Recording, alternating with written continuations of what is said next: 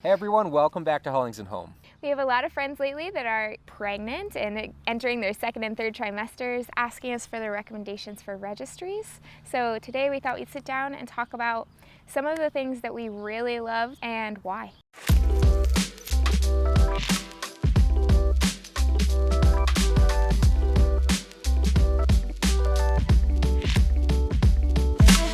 So we wanted to put this video together to put like our top 10 registry items, I guess you can say. And as we were doing this, we had a really difficult time trying to figure out like what the top 10 things were. We're pretty minimal when it comes to what we have. We have a pretty small space to live in, so that contributes to that. Some of that's out of necessity. Right. But even with that, trying to narrow it down to 10 was extremely difficult, but if we had to choose, here are the top 10 things that you really need on your registry. The tiniest Hollings wanted to make a guest appearance. He's a little bit fussy, so we'll work through this. This is Rinley. So our first recommendation is the Hatch Plus sound machine. When babies are in utero, it's pretty loud, from mom's aorta or her blood vessels and her heart to her breathing, and also even just talking. A baby hears a lot of noise inside your tummy. So when they are born, and as adults we tend to sleep in quiet environments, but babies are used to having some amount of noise. So sound machines can help them kind of make that transition from in utero to out of utero a little bit easier. So because of that, we use a sound machine. We use the sound machine with our 14-month-old as well whenever he sleeps. We have guests over a lot. We host a church group in our home one day a week, and he will sleep like a trooper because of this thing. It has a few built-in features that we really like. So it has a clock built in. This has an internal battery, so you can unplug it and bring it with you on car trips. That is a godsend when you take 4-hour rides to the Adirondacks. And it also has a audio monitor in this, so you can pull up your cell phone. As long as you're connected to Wi-Fi, the machine and your phone on the same network, you can have an audio monitor anywhere in the home, which is a very nice feature as well. It has multiple different settings, noises, lights that you can personally program to your needs. And then the other huge thing we loved about this sound machine in particular is once they become toddlers, you can set this thing to turn on like a red color at a certain time, and then they are not allowed to leave their room until it's green, for instance. So if you don't want them to leave their room until a certain time in the morning for safety reasons or for whatever the case might be, so you could sleep in with your husband, you can do that. And I think that we will definitely be using that feature in the future. The second thing on our list would definitely be a good baby monitor. We know that there's a lot of really good ones out there, and a lot of the good ones cost a lot of money.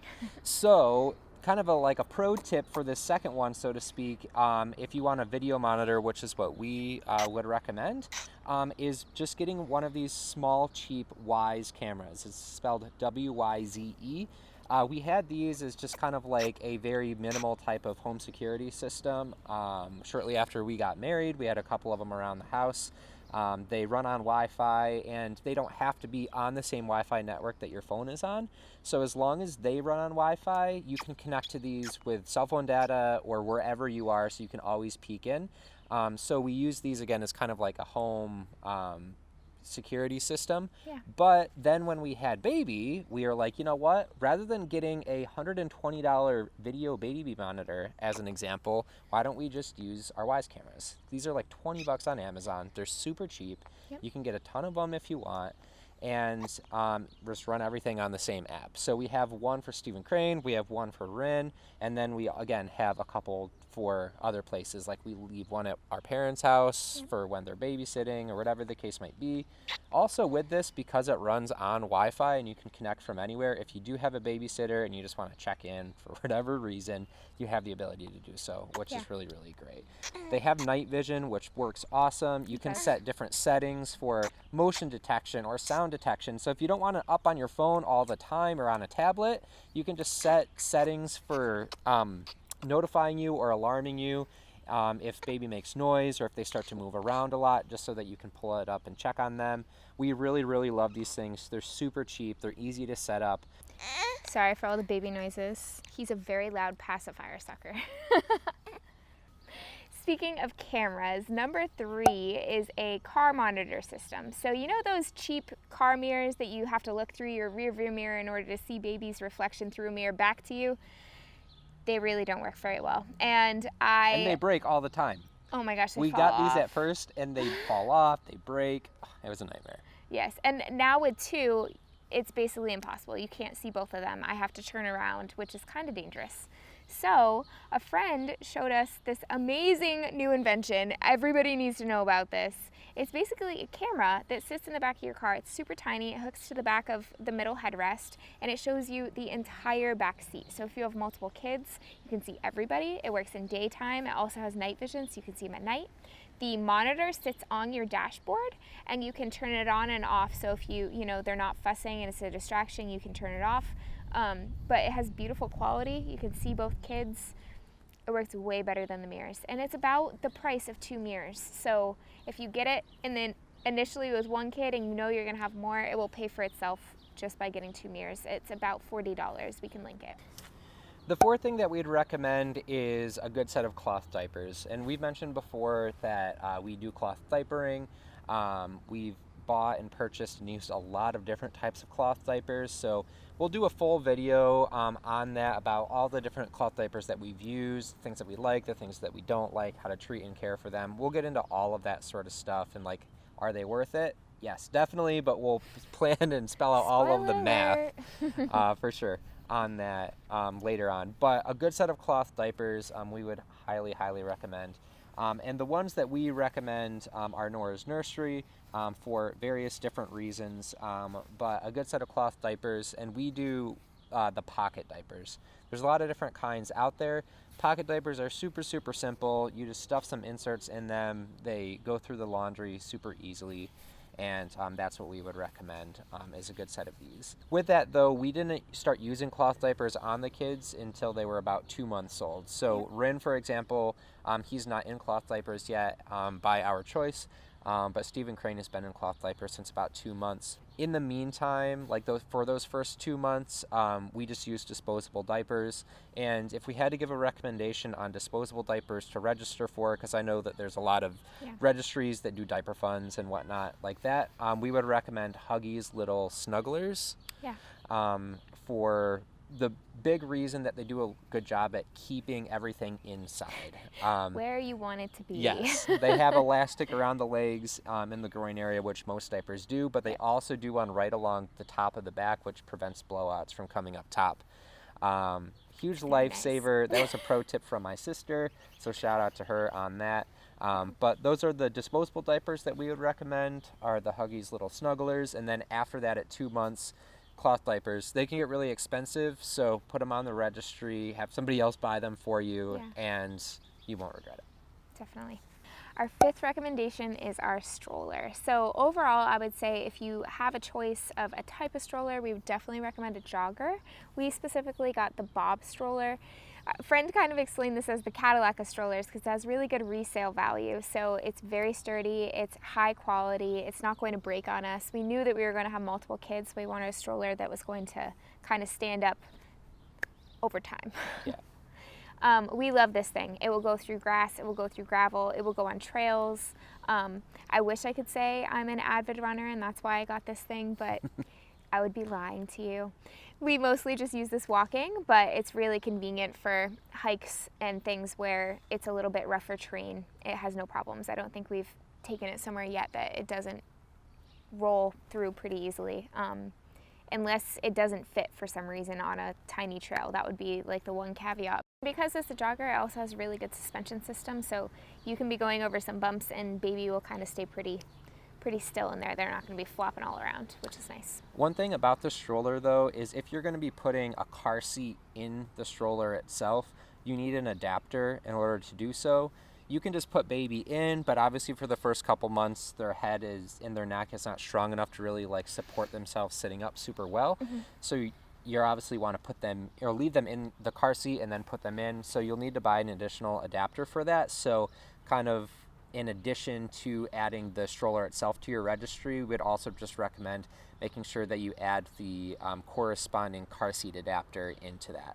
We actually just purchased a double Bob for Rinley, so now Stephen Crane and Rinley can ride together. And we did register for our single Bob stroller, but we actually found our double on Facebook Marketplace, and I see them on there all the time, especially the singles. So if you are okay with secondhand, I would highly recommend just looking on Facebook Marketplace. You can definitely get it for way, way cheaper than new.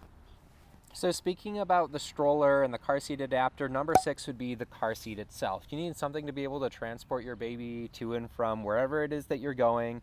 There are a lot of different car seats out there. So we did a ton of research. We asked a ton of friends when we were getting ours.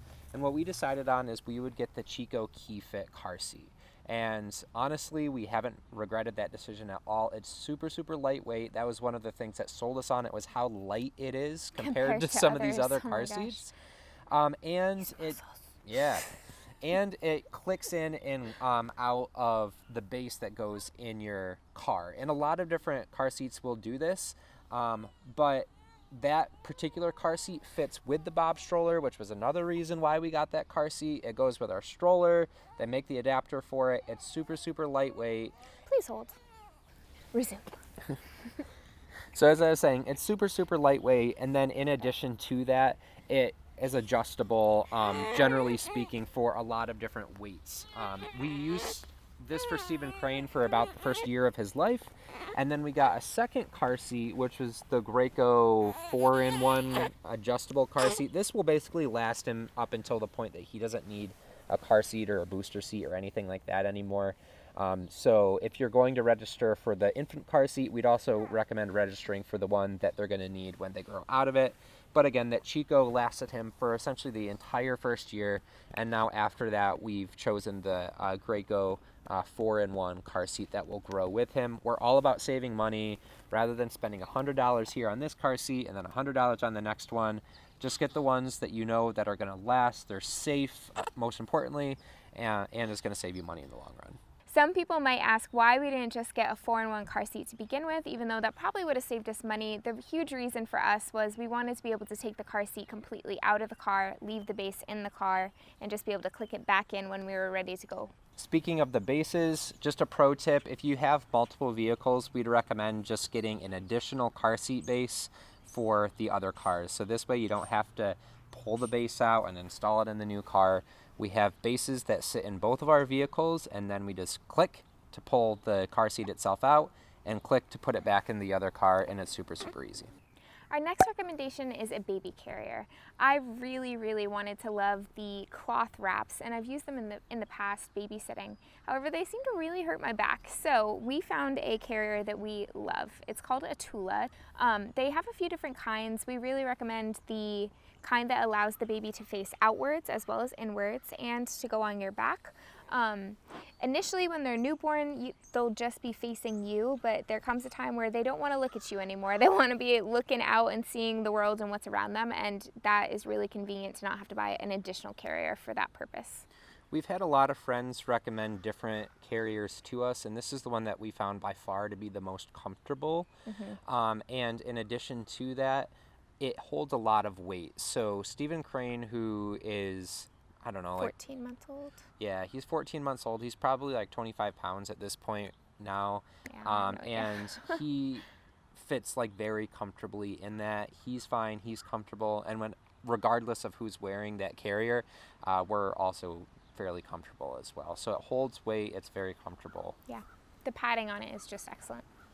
So number 8 on our list would definitely be a good diaper bag. And the one that we really like is called the Sleepy Panda diaper bag.